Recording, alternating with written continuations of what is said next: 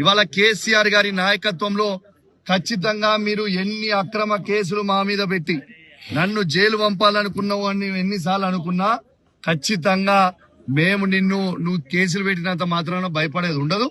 ఇంకా రెట్టింపు, ఇంకా కౌశిక్ రెడ్డి నువ్వు ఎన్ని కేసులు పెడితే కౌశిక్ రెడ్డి మీద అంత AK-47 అయితే గుర్తు పెట్టుకో మిస్టర్ రేవంత్ రెడ్డి. నీ కేసులకి భయపడేటోడు ఎవరు లేదని సందర్భంగా తెలియజేస్తా ఉన్నా. ఇంకా ఎక్స్టార్షన్ అని పెట్టిండు. ఎక్స్టార్షన్ అంటే ఏంటిది? ఇలా రేవంత్ రెడ్డి గారు కాంట్రాక్టర్ల దగ్గర 20% కమిషన్ తీసుకుంటుంది ఎక్స్టార్షన్. ఇలా వరంగల్ జిల్లాలో సీతక్క గారు ములుగులో ఉష్కె దందా చేసి కాంట్రాక్టర్లను బెదిరించి పైసలు వసూలు చేస్తుంది ఎక్స్టార్షన్.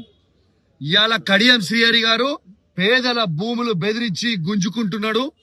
అదే విధంగా ఇల్లీగల్ గా కారీ నడుపుతుంది ఎక్స్టార్షన్. ఇక్కడ ఉన్న శాసనసభ్యుడు, వర్ధనపేట శాసనసభ్యుడు ఇవాళ పోలీసుల దగ్గర పైసలు వసూలు చేసి పోస్టింగ్ ఇచ్చింది ఎక్స్టార్షన్.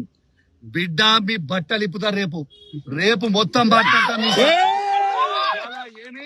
ఇలా శాంపుల్ చూపించిన రేపు ఎవిడెన్స్ తో సహా ఏ విధంగా మీరు వసూలు చేస్తుర్రో, ఏ విధంగా మీరు అన్యాయంగా తెలంగాణ గవర్నమెంట్ కి నష్టం చేస్తున్నారో ఖచ్చితంగా రేపు హైదరాబాద్ నడిబొడ్డున మా పెద్దలతోని డిస్కస్ చేసి ఖచ్చితంగా దాన్ని బయట పెట్టబోతా ఉన్నాను. రేపు ఎవరు ఊహించుకోని విధంగా రేపు ప్రెస్ మీట్ ఉంటది.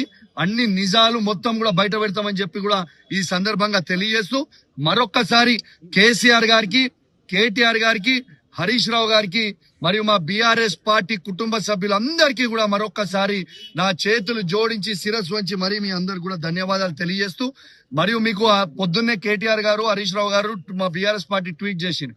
న్యాయస్థానం మీద మాకు నమ్మకం ఉంది, ఖచ్చితంగా న్యాయస్థానం మీద నమ్మకం ఉంది అన్నది, న్యాయం గెలుస్తుంది అన్నారు.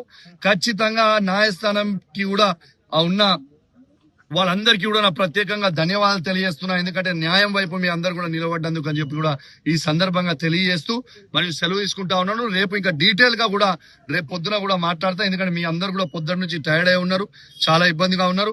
రేపు నేను హైదరాబాద్ లో తెలంగాణ భవన్ లో అద్భుతంగా ప్రెస్ మీట్ పెడతా. డీటెయిల్స్, చాలా డీటెయిల్స్, ఎన్ని స్కాములు ఈ వరంగల్ జిల్లాలో ఉన్న నాయకులు, మంత్రులు ఏమేమి స్కాములు చేస్తున్నారో మొత్తం కూడా బయట పెడతా అని చెప్పి కూడా ఈ సందర్భంగా తెలియజేస్తూ సెలవు తీసుకుంటాను. జై తెలంగాణ.